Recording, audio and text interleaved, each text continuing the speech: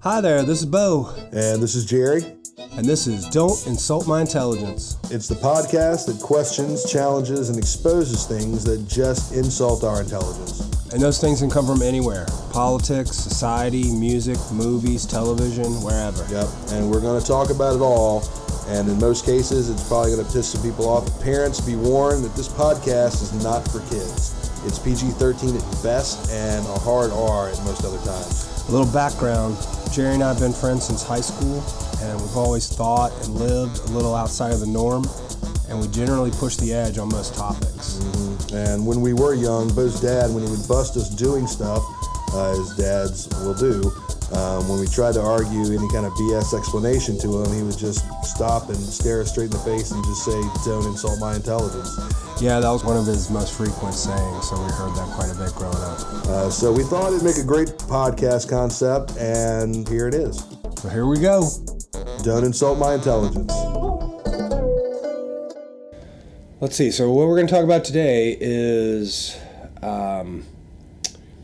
the fact that a lot of people think, or you hear a lot of people say, the world is going to hell in a handbasket. It's a common theme. You hear people say that all the time.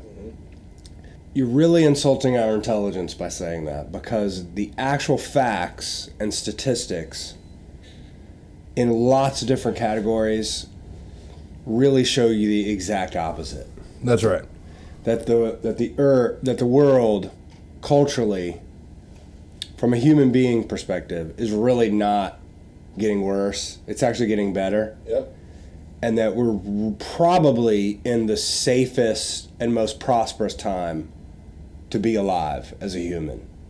Right. Yeah, throughout history. In Absolutely. general. Yeah. And so there's lots of different information out there on this, and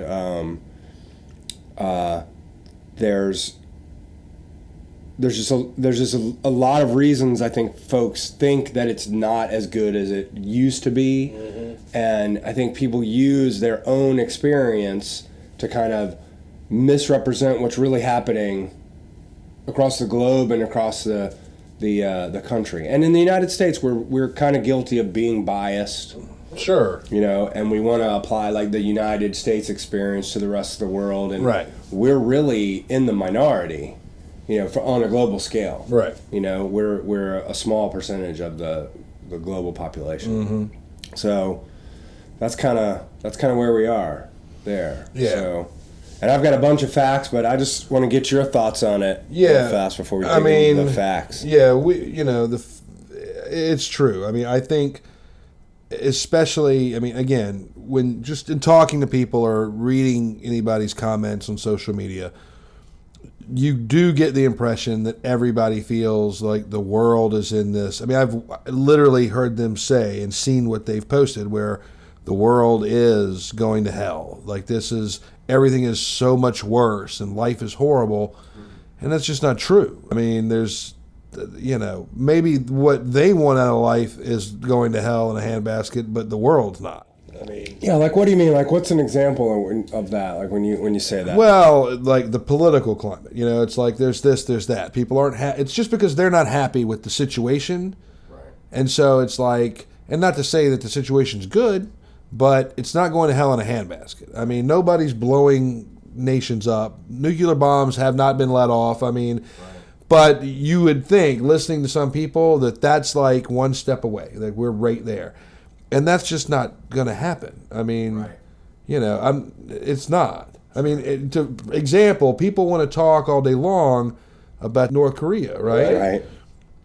It's like, look, he seems like an idiot, and he probably is a loose cannon, but he still can't be completely crazy.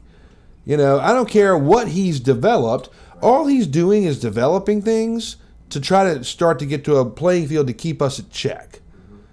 He's not building it going, all I need is one that goes 10 more miles and then I'm decimating everything. That's not going to happen. Yeah, because that would be, it gets back to that whole mutually assured destruction. Because right. if we could have, trust me, I believe that if an advanced nation could have figured out how to use nuclear weapons, we would have already done it. Yeah, sure. Because it is the most cost-effective way to obliterate your enemy. Whoa. However, the blowback is so substantial, you're just shooting your own foot off. That's it. You know, but it's that long-term illness that kills you over years and years and years. Right.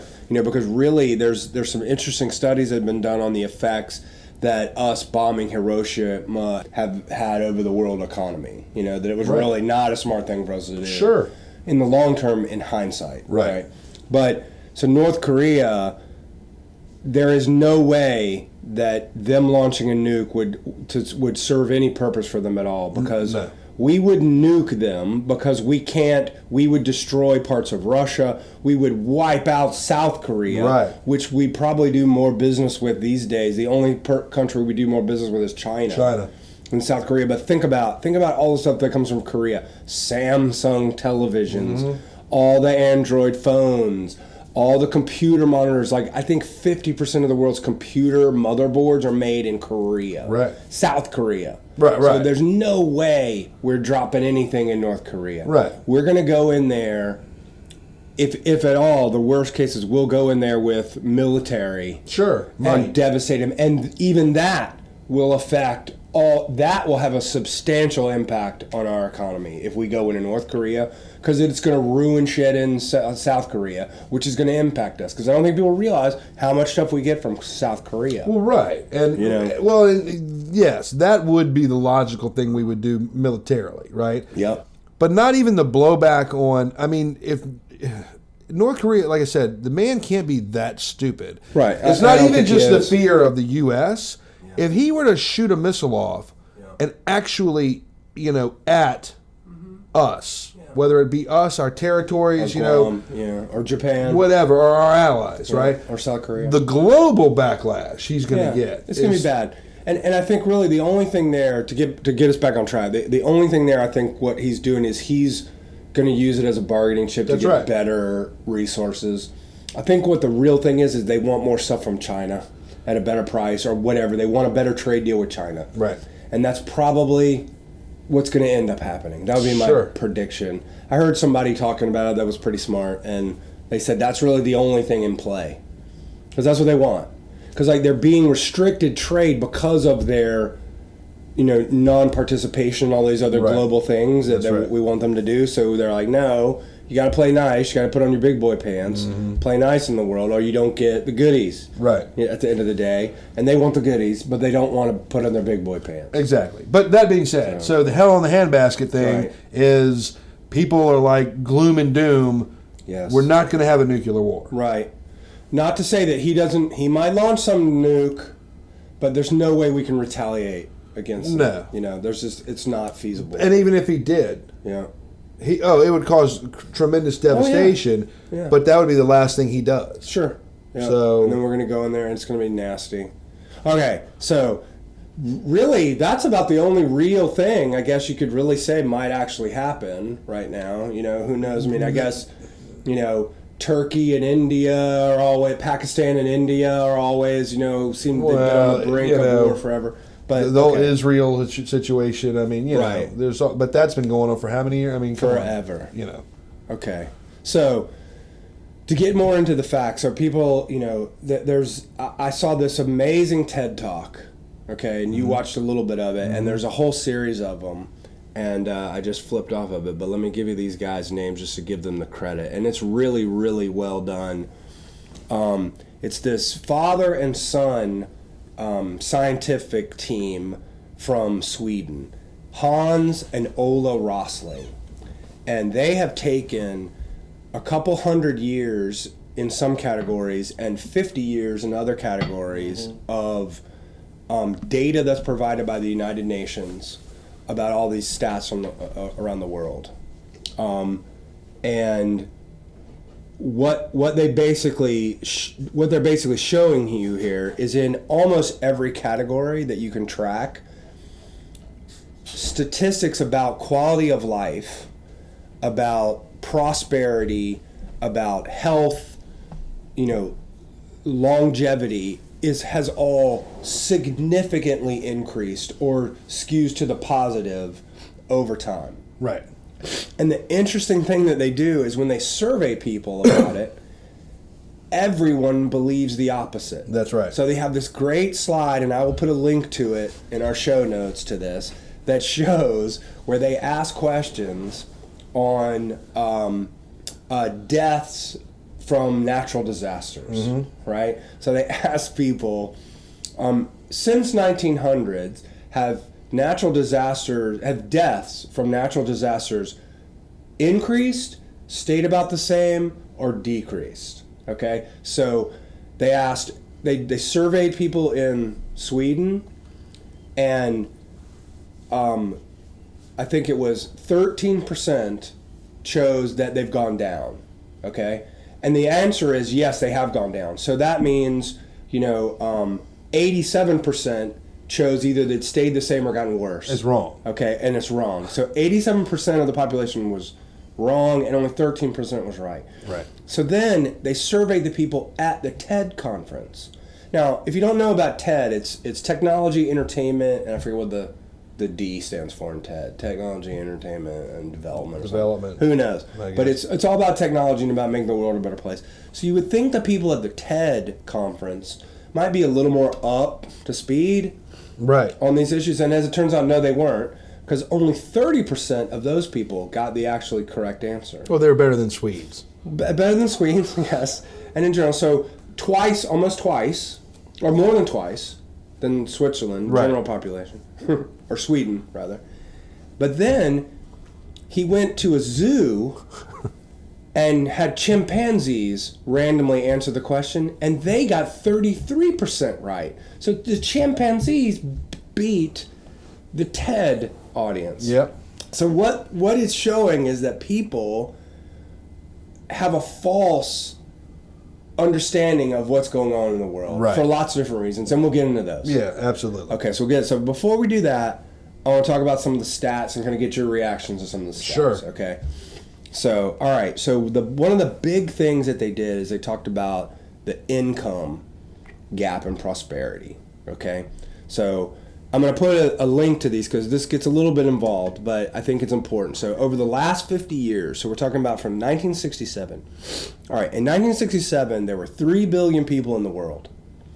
Okay, and so 2 billion of those people existed on $1 a day, or right in that equivalent amount. Mm-hmm. So at the poverty line. So that is 66% of the world in 1967 was at the poverty line or lower. Okay?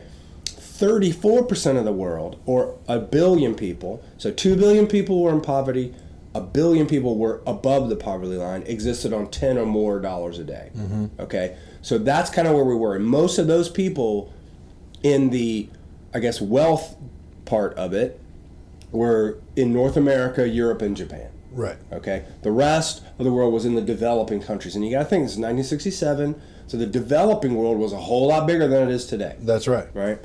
Also, there were 4 billion less people in the world. Right. 50 years ago. Right. Okay. So that's something to think about.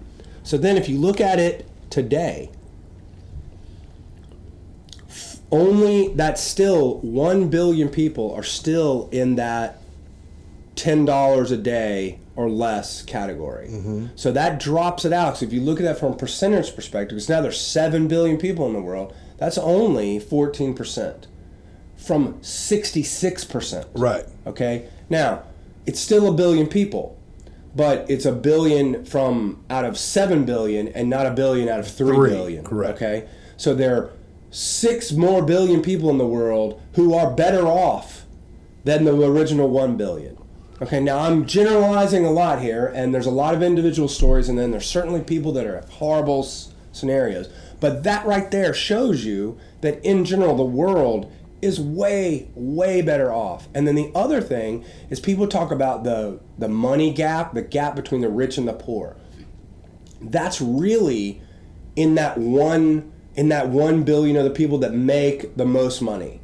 So really, when you look at these stats, that's $30,000 a year. So that's $10. That's $100 a day or more is what you make. So that's around $30,000 to $40,000 US a year. Right. Okay. So if you're in that category, which in the United States, that's not a lot of money.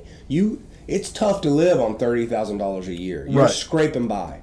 Okay. You're in the lower income bracket. Right. But in the world, you're in the highest income bracket. Okay, compared to the rest of the world. Right, but in other parts of the world, you don't need that much money to live. You can live it's expensive to live in the nicest, in the more developed parts of the world. Okay, so what that means is in 1967, there was a big gap. There really wasn't a middle income.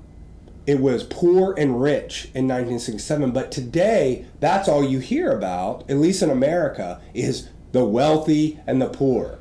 Right? Sure. And the middle class is disappearing. Maybe in some aspect, but it's really not. It's really how you define what the middle class is. On a global scale, there's a giant middle class. Most of the people are in the middle. Well, and that's, honestly, let's get to... That's part of the problem, like you were saying, with personal bias, right? Mm-hmm. Part of it also is it's not just personal bias, it's us as Americans. Right. More so than anything. It's like the ugly American thing, right? Sure. Because we feel, and we've built up a society where, it does cost a lot. Right. But and so if you're skewing it to that, if somebody's like, oh, I'm poor, I'm not making this, I'm not making that, but so-and-so is this and so-and-so is that. It's like, okay, maybe in America, maybe on your block, maybe in your little circle. But absolutely, when everybody's like the world is ruined, it's not ruined. Right. I mean, you're actually, if you were to transplant yourself and the wealth that you don't think you have, but you do have, and plop yourself in a different part of the world, you'd be rich. Yes. You can, if you could move to Thailand. Oh, yeah. You can live like a king on $30,000. Yeah. Assuming you could have the same job. And I'm one of those people. I could probably move to Thailand, keep my job in America, do it on virtual. I do most of my job virtually anyway. Right. And man, I would be like a baller in Thailand. Yeah. Right. So, but you're exactly right. That's where it is. It's really hard for us to get beyond our bias in the United States. And that's not bad. It's just kind of what it is. It is. I mean, it's our life we live. Everybody lives the life they lead. Everybody's baseline of what you experience every day is what it is. And that's another thing I want to get to a little bit later. Even that said, everybody's baseline is what you live. People still have this crazy view of reality, like you can't leave your house or you're going to get killed. Right. And it's just so not true. Right. All right. Anyway. Yeah, absolutely. Okay. So today, back to the distribution of wealth. 1 billion people make $100 or more a day, or live on that, spend that a day, right? On average. And then 1 billion people still make $1 or less a day. 10, right? Isn't it 10? No, sorry, $10 or less a day, yes. So everyone else is in the middle. It's pretty evenly distributed. So it's like 14% as you chop it down into the $20 to $40 a day versus and then on the net. So the thing is, when you graph it, it's a bell curve, and most people are in the middle. There is not this giant gap. Right. The giant gap that America wants to talk about is the gap between the really wealthy and the middle class. That's what they want to talk about. And they do. And here's the thing, too, that I think I want, talking about this, if you're looking at it on a global scale. Right. That's the other problem that I think Americans forget is what they like to deem the 1%, which cracks me up because, like you said, is it truly 1%? I think that number's wrong. No, it's not the 1%. It's the 0.001%. Exactly. We're in the 14%. Right. And actually, most Americans, make more than $30,000 a year, so you're really in the 5%. That's right. But the supposed 1%. Here's the deal, and I know there are some, but if you were to if you could take the 1% and pinpoint it. The mass majority of that 1% is in America. Oh, yeah. So you have to understand, it's like, oh, look, these 50 people are billionaires. It's like, okay, it's like, you might be upset about that. And you think it's unfortunate, but really it's not. to me because if you think it's unfortunate, then you're saying it's unfortunate where you live. Right. And you shouldn't say that because America is amazing. I mean, it's like... It really is. Yep. I mean, it's amazing, and it proves it right there, because if it wasn't, you wouldn't have that amount of wealth in one country. Because you also got to think about it, because when you're talking about, like, what are you really complaining about? Right. Right. They don't have the money so that means you want the money for what? And the people that are complaining about it, you still live in the best conditions in the world. Right. Like, you have everything you need. A lot of the people that are saying, oh, well, the rich need this and we don't have this. Like, what do you not really have? You don't have a Rolls Royce. You don't have a private jet. Right. But everything else, most people have the necessities that they need. I agree. And now, that's a hugely privileged thing for me to say. A lot of people don't have what they need. A lot of people struggle and scrape by. Okay? But I'm talking about most people in America. You're complaining about the level of luxury that you have. Right. It seems to me the people with the most energy around it are like they want the Mercedes, right, not the Audi. You know what I mean? They want, or whatever, maybe that's they want the Bentley, or they want the Maserati. Right. You know, they want the M class, you know. Well, right. It's not like the guy who's like, I just want a sandwich. Right. Versus, totally different. And that's messed up too, because, and this is something we haven't looked up. We don't know the numbers on this. But you look at the percentage of, well, first off, I guess, it cracks me up. What is it that the normal American society deems the 1% wealthy? Where is that wealth number? When does it start? Oh, yeah, right. Is it 1 million? What is it? You know, I mean... Because to somebody it might be $100,000. To somebody it's $1 million. It's probably like, I would have to, if I had to throw a dart at it, it'd probably be like the 50 million puts you in that big bucket, right? Because $1 million, a lot of people are worth $1 million. But my point is that's where we're skewed and biased, because you have the one person. You're right. You have the guy who has the high end Audi, who wants the Bentley, right? But then you have the guy who has the Malibu, who wants the Mercedes, right? And it's like, to him, the Mercedes guy is in that 1%, but he's not. Right. I mean, globally, he's not. Right. And then most of the world, a Malibu would be the greatest thing they ever had. Sure. A car at all. I mean, but then there's the other thing. It's like, I don't know the number, but the number, and I might be wrong, but this is just my opinion. The number of what supposedly is deemed of the super wealthy, this 1%. It's, how is that? I mean, I'd like to know what's the number of the pure poverty stricken. And when I say that, I mean like the homeless, who what you have is what you can carry in your arms to an alley every night. The number might be roughly the same. You have a small percentage of this as opposed to the same percentage. It's going to fall in that 1 billion number. But I'm saying the 1% of the super wealthy, I wouldn't be shocked if we only have the 1% of the incredibly destitute. Sure. Right? Right. Yeah. I mean, I'm not saying there are people who are struggling to make their bills. I'm talking about people who don't even have a position to pay a bill. Well, right. I think that's what that number represents. It's that lower bottom, that 1 billion. There's 1 billion people, according to these two guys' study. There's 1 people that live in unacceptable poverty. Right, and that would be right, and that's what that would be. Right. Yeah. So, okay. So obviously in America we have it way better than we realize. Absolutely. It's not going to hell in a handbasket. No. All right, and we'll talk a little bit more about that because there's a bunch of stuff I want to say about that. So again, globally, okay, back in the 60s, all these numbers were less than 50%, okay, that I'm getting ready to talk about. And really what causes poverty is large families, short lifespan, okay, and infant mortality, because people feel like they have to have babies to have a workforce to earn income for their family. Okay, and that model is destructive. It self-destructs. It does not grow. It does not sustain.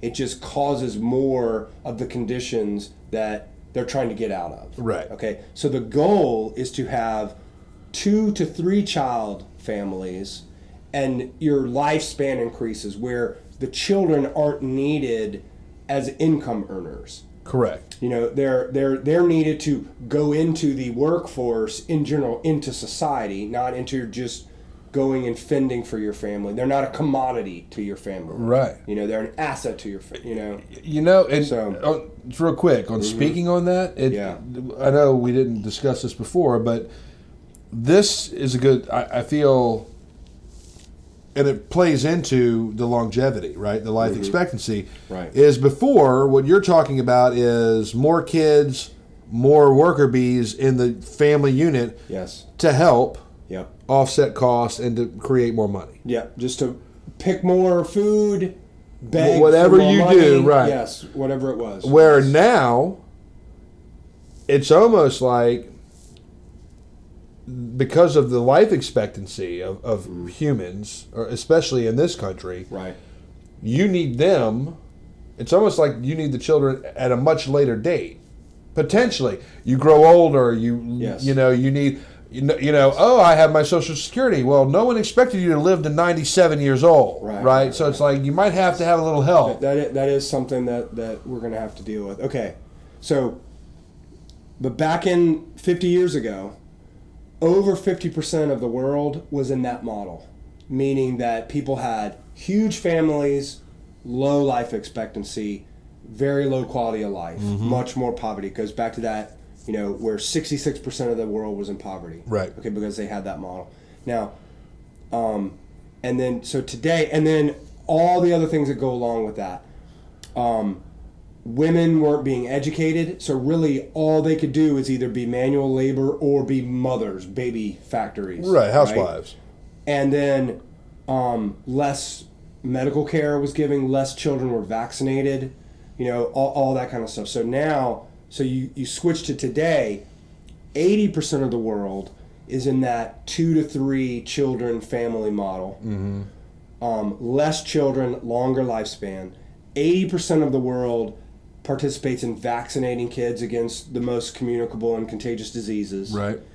And 80% of the world, women go to school and become educated so they can be an equal part of the workforce and not just baby machines. Right. Right? So all those three things together contribute to this increase in lifespan, which is also what they attribute to, in 50 years, 4 billion additional people, you know, being born. Because the interesting statistic is, and this is another thing that chimps get right more than people when they ask this question, is, are more people being born or less people being born, or the same amount of people being born every year? And the answer is the same amount of people are being born every year.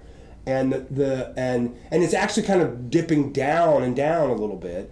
But the reason that there's so many more people is because everyone is living longer. Right, absolutely. Because of technology, because of vaccinations, and because of better living condition, and less people dying. Right. So really that life expectancy is also going up. And then you have to look at what's life expectancy. So really, when you look at it, people aren't really, we're living a little bit longer year to year, decade to decade, but we're not making these giant leaps in it. Because what's happening is less people are dying young. And that is where all the population explosion comes from. So we have whacked out infant mortality rates significantly in the last 50 years. So, and that's what kills the life expectancy average. So when 30% of babies die, life expectancy drops down into the 60s and 50s. But when only 10% of infant mortality rate, it jumps back up. So now we're below 10% infant mortality across the board. We have a extra 4 billion people in the world compared to 50 years ago because of that. Because those babies didn't die, they lived. And now they're adults having babies. Right. So it that's the model that happens. So there we are. So for that piece of population and income distribution, it is leaps and bounds better than it was 50 years ago. Sure, of course it is. So, and maybe just we don't see that as much in America because we're already in the top part of it. Right. So the view from the good seats is still pretty damn good, and we're harsh critics over the luxury life that we have. Well, yeah, absolutely. It's ridiculous. Okay. So, so then the next thing, I think, the next category on that is violent crime. Mm-hmm. That's the other thing that, the world's going to hell in heaven. You can't walk down the street. It's not safe. Right. You look over your shoulder everywhere you go. Horse shit. Right. So, really, the big statistic that's out there, and this is I got this from newscientist.com, and they're referencing a larger study, and it's all over. This is not hard to find this data. So, since 1995, violent crime is down 66% globally. 66%. And that's only from 95. That's from 95, yes. And there was for whatever reason, there was an increase in violent crime from the 60s through the 90s. So 60s, 70s, 80s, globally, there was a spike in violent crime. But it has dropped since then, 66%. Mm-hmm. Okay, so let's talk about why. But that right there, that's a huge stat. Well, and again, I want everybody to remember, when you're listening to this and in your head you're going violent crime, again, he said globally, not in the U.S., not strictly in the U.S. Not strictly in the U.S., but that's the problem. U.S. is a big part of that number. I know, but that's the problem. People hear what we're saying, and I think they're going to continuously forget because we're very self-centered that it's U.S.-based. This is globally. Yep. The world, because that's what I'm talking about. The world is not going to hell in a handbasket. Right. The world is great. So, and we'll talk about America too if you want. But, so there's some pretty consistent thinking on why this is occurring. Okay, probably the biggest reason, and I'll kind of go maybe in what the impact is the first one is just technology. Sure. Okay, so really, and they call it social control technologies. So, and what falls into that is video surveillance, security cameras, and the ability to use that data quickly, right? As what's really increased. Think about it since the 90s. Like back in the 80s in America, at least there were video cameras, but it was the store clerk had to change them out. You had to take a VHS tape out and put it in. Sure. It just wasn't easy to use that data, but now it's all computerized and everything. It's and they weren't a dime a dozen. Right. I mean, if they were, we would have gotten caught with a lot of stuff. Oh, I know. Yes. But, yes. Yes. Probably the reason both of us are not in prison is because we grew up where we were in the Stone Ages before our time. Right. So, or after our time. But so that's what most experts believe is the main reason is that criminals are deterred these days because they feel that I'm going to get recorded, I'm going to get caught. Oh yeah. I'm either going to be prevented from doing it, prevented from escaping, or I'm going to be easily caught down the road. Unless I have some master escape plan. Absolutely. I mean, and again, there's always isolated situations. But I know earlier we were discussing this, and just off the cuff, I'm like, the bank robbery. Well, give me a break. Of course, banks have cameras everywhere. Yes. But here's another thing. Look at the dude in Tampa, right? Within the last month, who was murdering people, and attacking people. Oh yeah, in Florida, yeah. And the thing is, granted, he got away with it for what, a week or two. Yep. But they caught him. And why? Because he wasn't in a bank. He's on the street. And there's camera footage everywhere showing him walking, doing this, doing that. It's it's, you're under surveillance all the time. Yep. And that is a lot of people think that is really reducing violent crime. It is a huge deterrent. Of course, it has to be.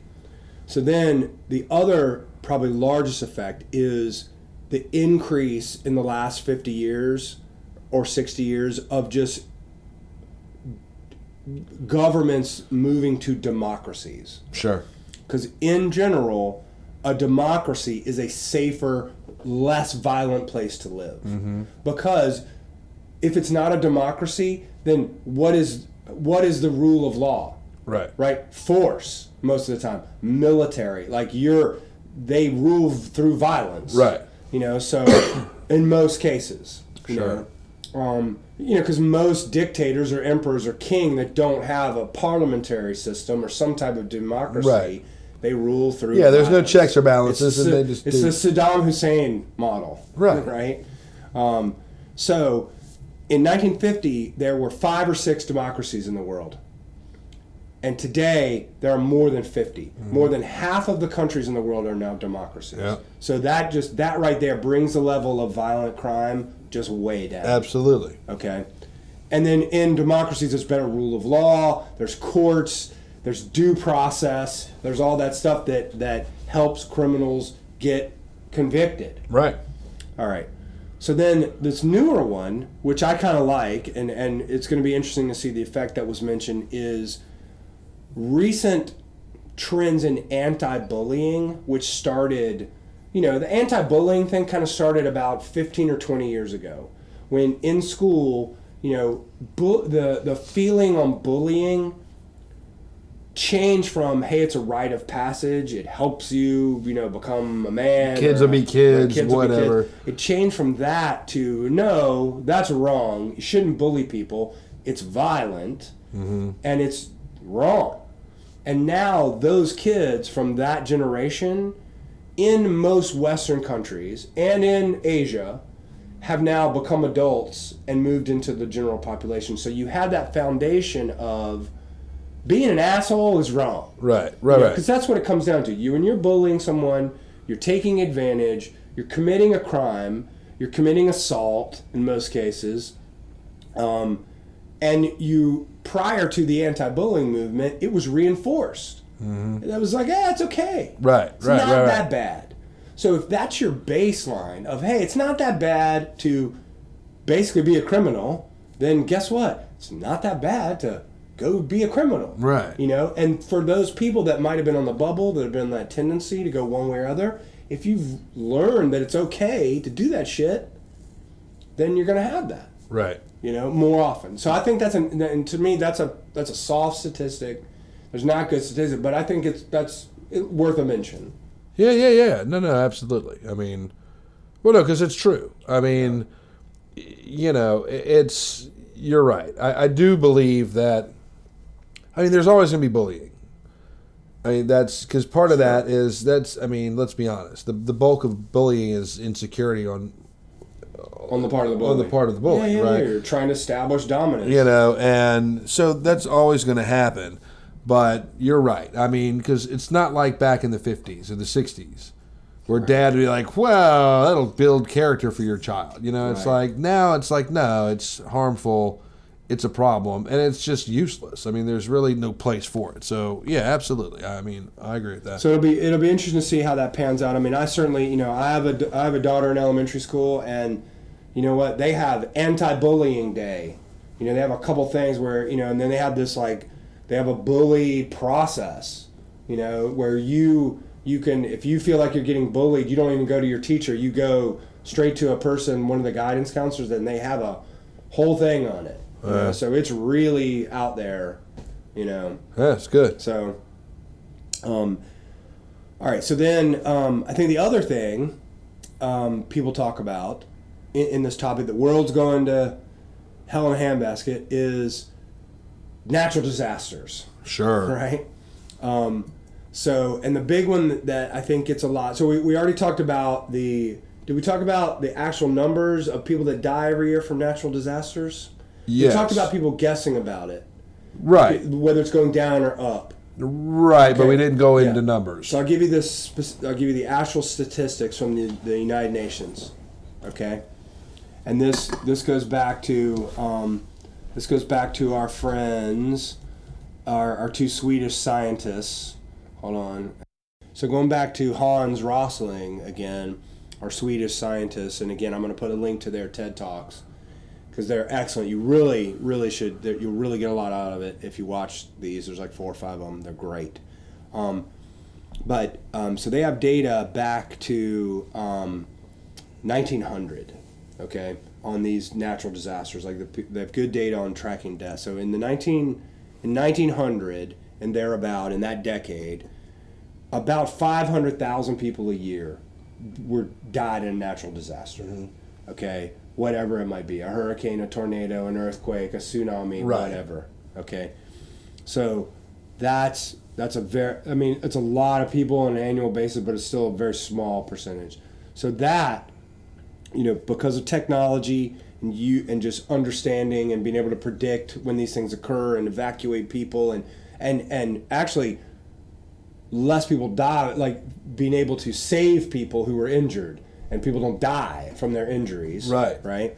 So this in the 2000s and 2010s, that's now down to 50,000 a year from 500,000. So a factor of 10 less a year. So more people in America die in car crashes than die globally from natural disasters. Sure. So natural disasters are not a significant factor in anyone's lives in the globe.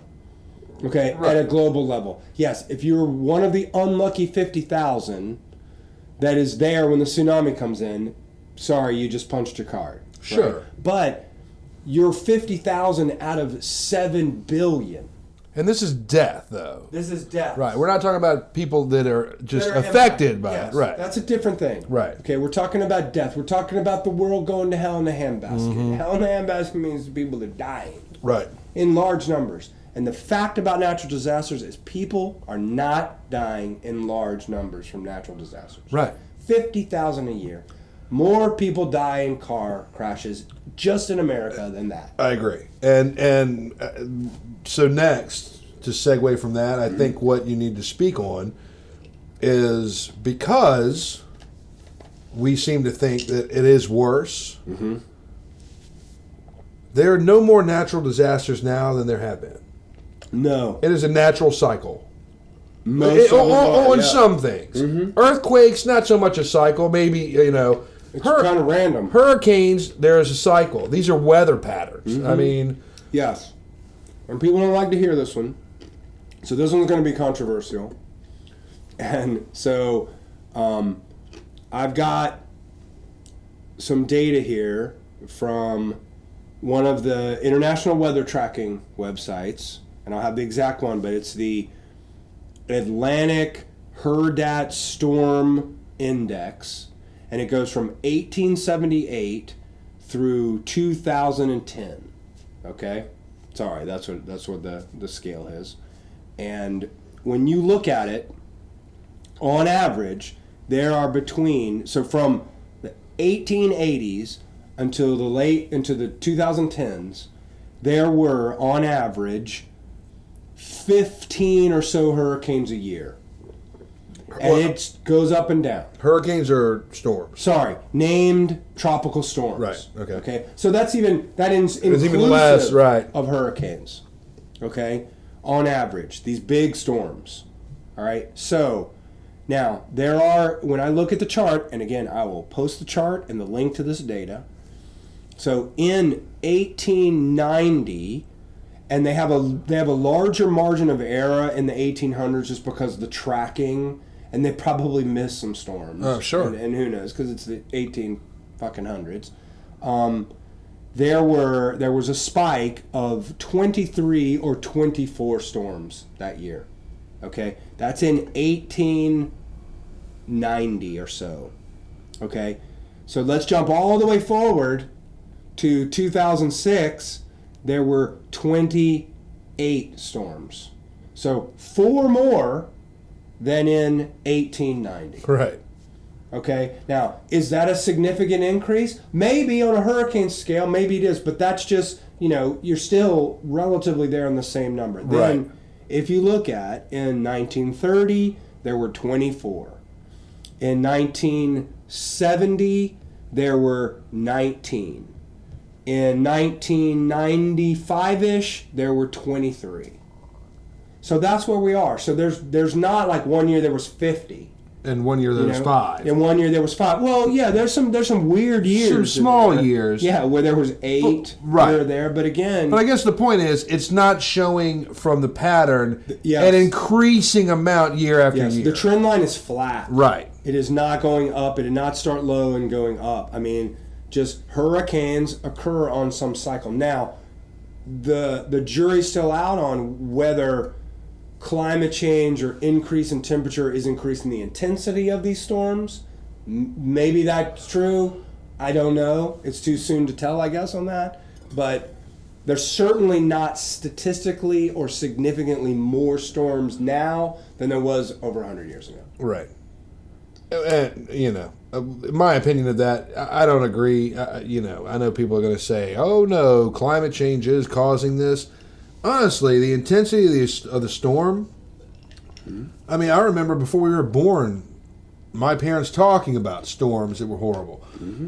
At the end of the day, I think really it's not, it is the intensity, but it's really more the impact of where it hits and what damage it causes as opposed to just the intensity. Because, that's, to me, that's just a bunch of horse shit. I mean, honestly, that's my opinion. I know people are going to get pissed off who want to scream that, the climate, everything's going to hell in a handbasket. Well, whatever.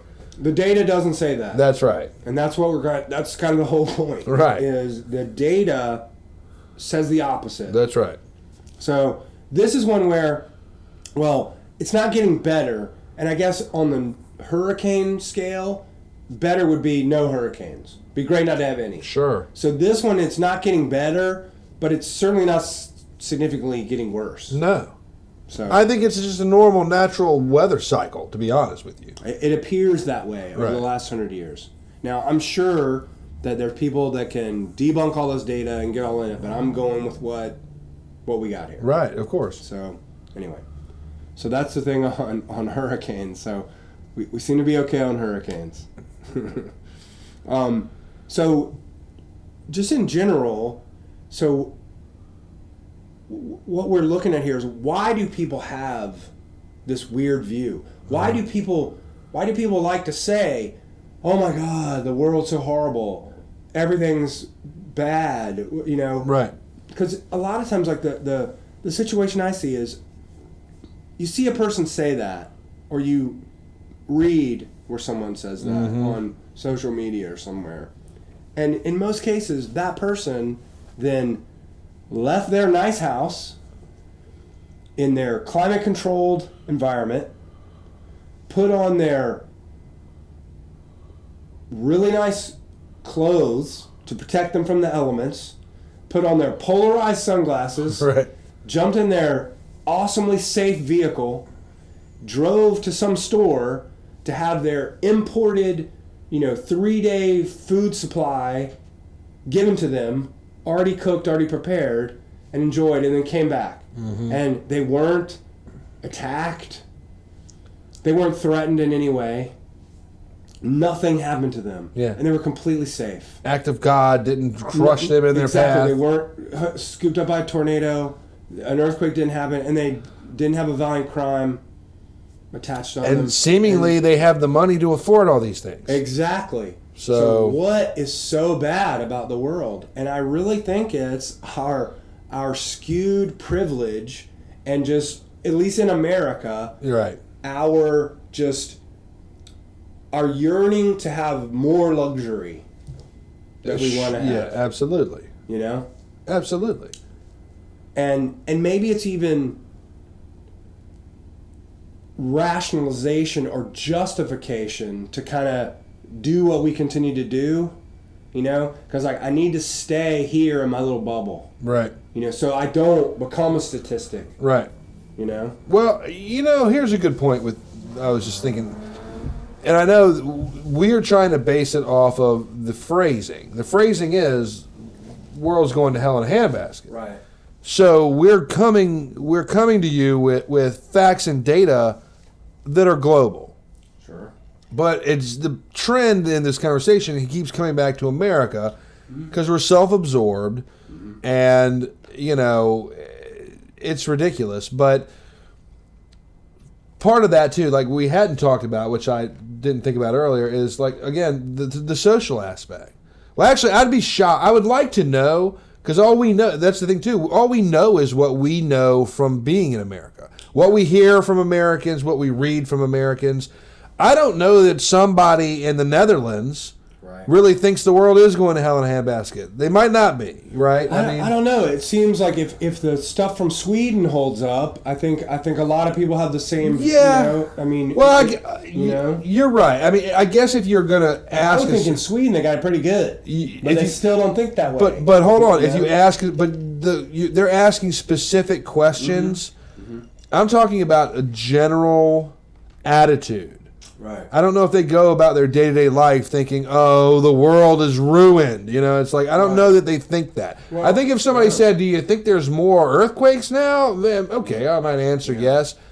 And I'm not saying they don't. I just don't know. Yeah. I don't live in that world. Yeah. But the part that I think we haven't hit on, at least in here in America, is the social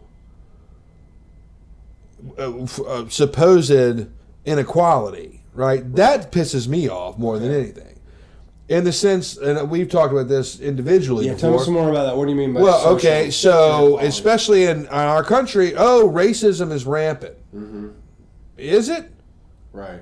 No, I'm sorry. I'm not saying. You know what? There's always going to be racism, at least within our lifetime. Yeah. At some point in time, there probably won't be, but in our lifetime, there is. It's just that's the way it is. But every year, it's lessened. And like I've always said, it's like no one can tell me that our country is more racially divided now than it was 100 years ago. You just can't tell me that. No way. And every year, I can almost guarantee you, I don't know how you could prove a study like that because it's going off of children learning different things all the time. Right. But I just know going off of my own children. It's almost kind of the same. Sorry, I didn't mean to cut you off. No, go ahead. On your children, because I probably feel exactly the same way, but it's almost the same. It's almost the same news bias that we need to talk about with why people think it is. You know what I'm saying? Because I think the reality is yes, the United States is way, way, way less racist. Now, it's easy for me to say that as a white person. But what I see, what you can observe, I mean, good grief, we elected a black president. Right. Okay, that right there, that's huge. Okay, so there's the main two characters in the largest grossing movie right now, the latest Star Wars movie. The romantic interest is a black male and a white female. Right. Hugging at the end, and it's like nobody bats an eye. Right? Because that is now socially accepted. That is a gigantic leap forward in cultural progress. Absolutely. But what we hear about, the news sensationalism, is we hear about more racist acts today because they're news now. Sure. Right? In our social media podcast, we talked about the Ku Klux Klan. Right. Right? And their numbers are declining every year. Right. Right? So it's that part of the world is dying away. Right. But you hear about it. They go out and do something. They go out and make a protest. And boom, it's national news for a week. And then that feeds the, oh my God, we're so racist. Look, that, and so my thing is, and I know you're jumping into the news portion of why this is. And I understand that.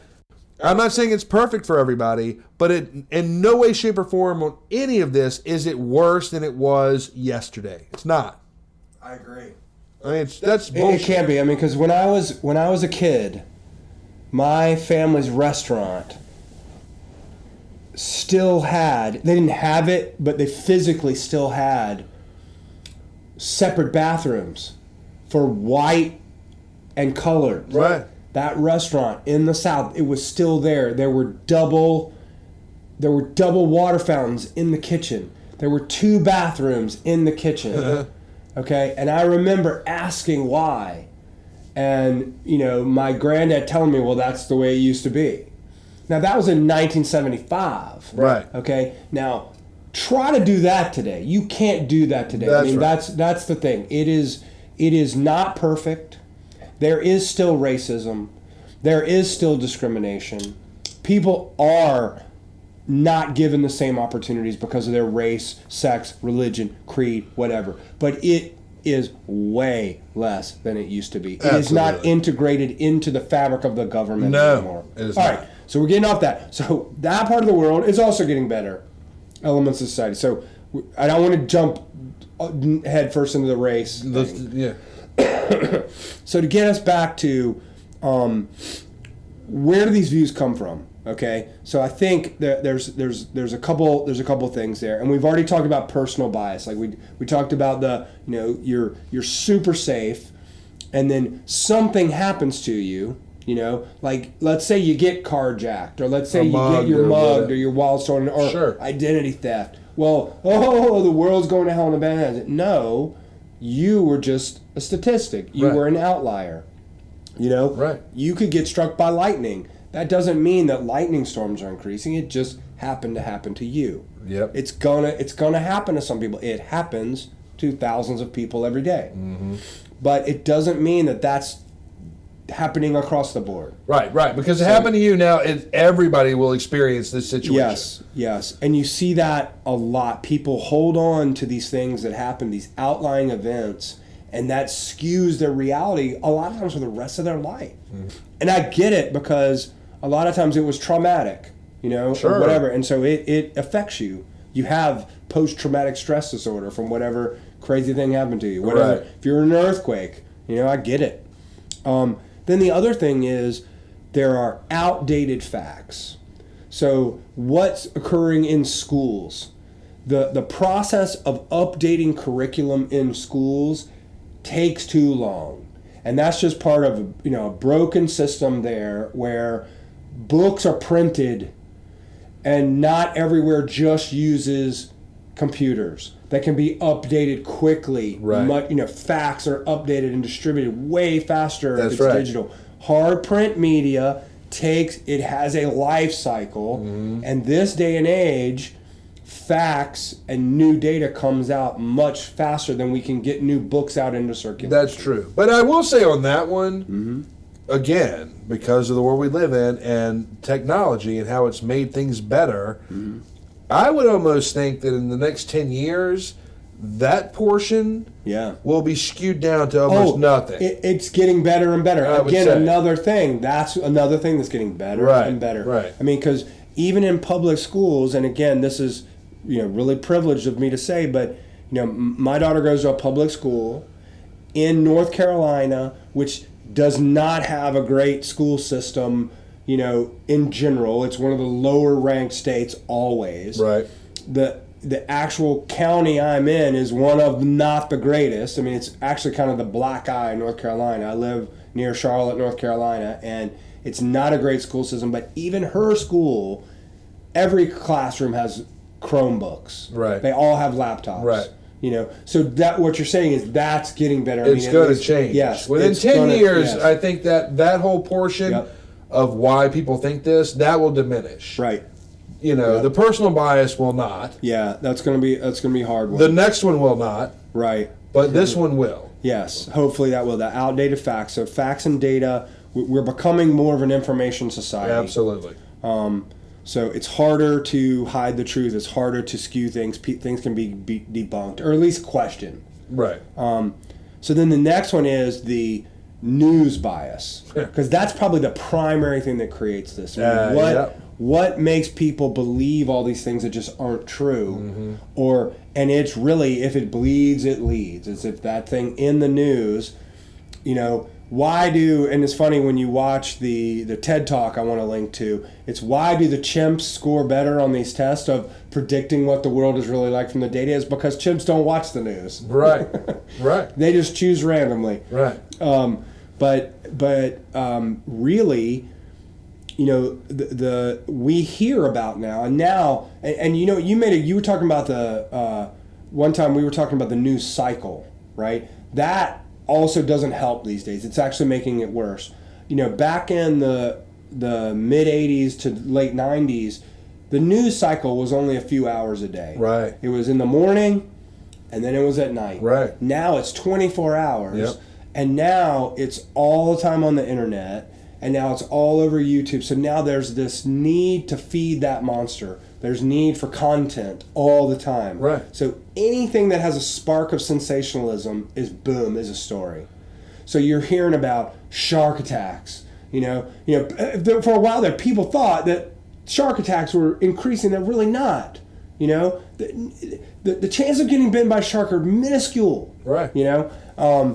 But it's sensationalized. And it's all these things. So violent attacks, natural disasters, that stuff is all over the news, and that skews people's view of the world. Of course it does. I mean, yeah, that's one of those things with, and unfortunately, like I said, that one isn't going to change. Right. That's going to increasingly get worse. Yeah.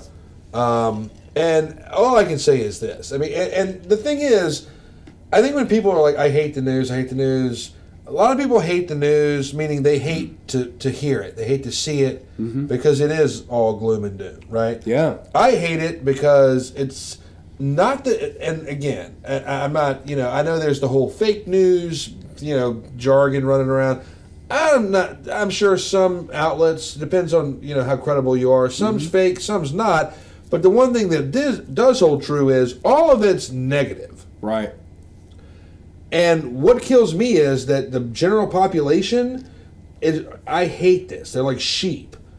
Yeah. You jump on the negative. It's like, but do you ever question? It's like, I mean, how many people have just sat there and watched the news just one night a week? Go, God, did anything good happen in the world? Absolutely, it did. Sure. Absolutely. More good than bad, probably. Yeah. But nobody's talking about that because no one gives a shit to hear it. And the thing is, it's an interesting trend. I think it's one of these things where I think the media companies have it wrong here.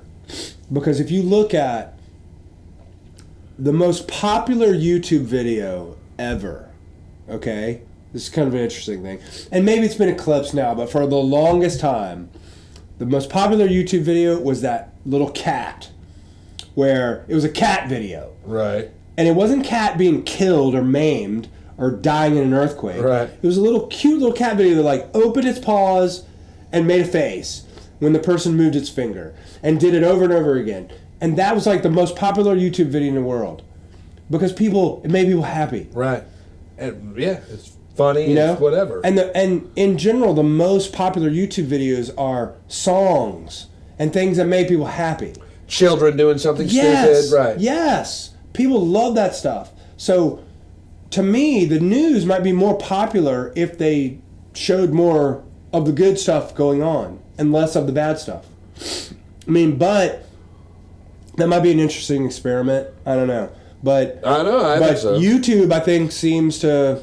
Maybe that's a good litmus test for that. I agree. Well, the news in general, we could almost have a podcast on that alone. Yes. Because, not only that, there's stuff also that it's just like this, the news chooses to report what they want to report. Yeah. And not only the issue of, they don't report the good so much, they always report more of the bad, but there's also, why are you not reporting things?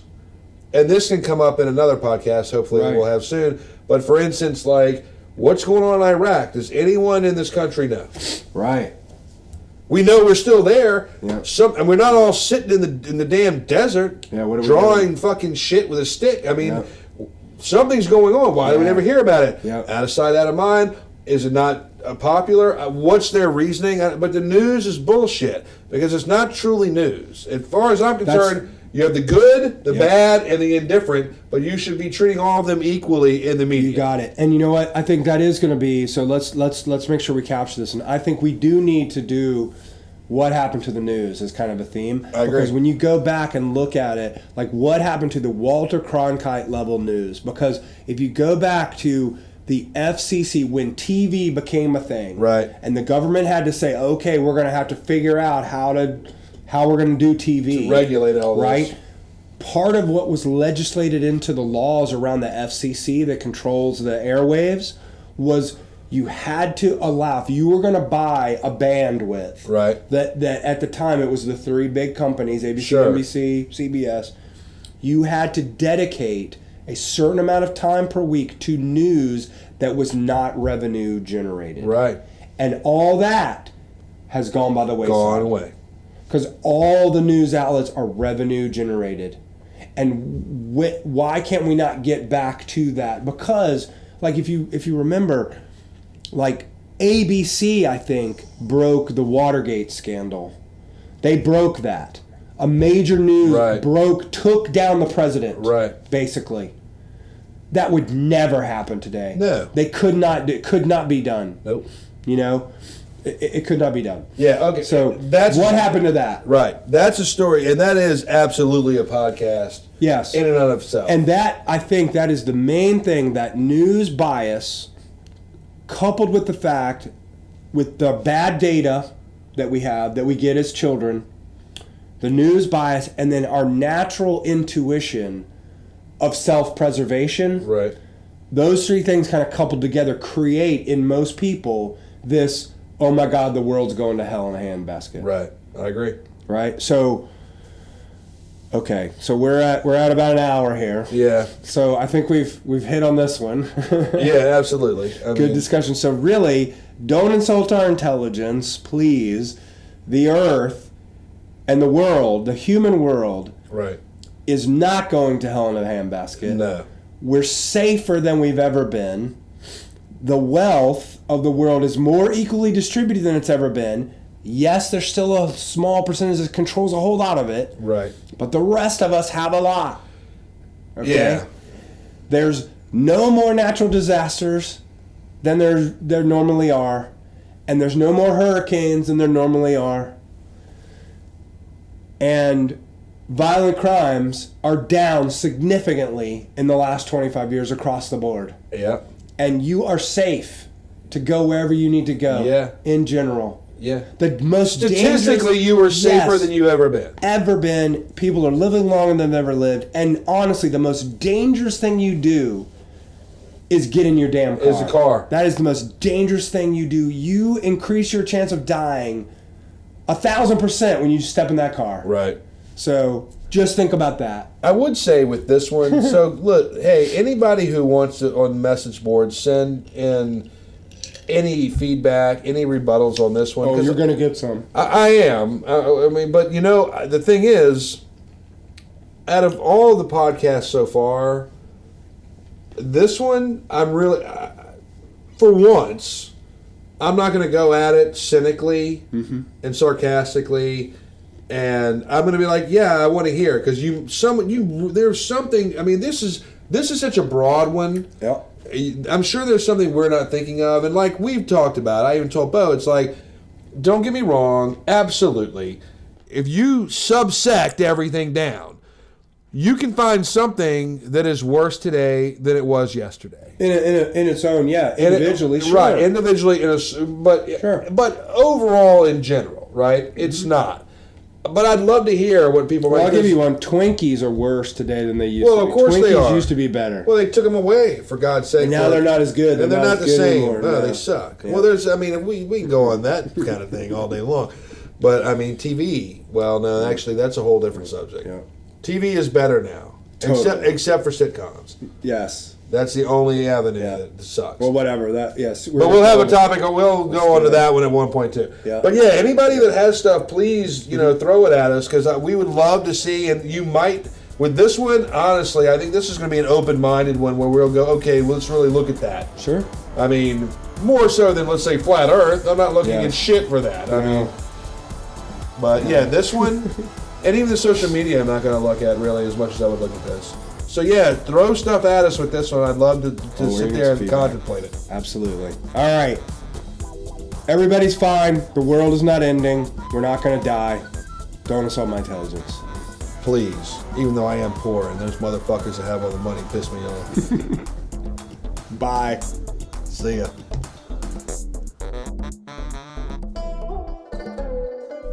You're not poor compared to people in fucking Africa.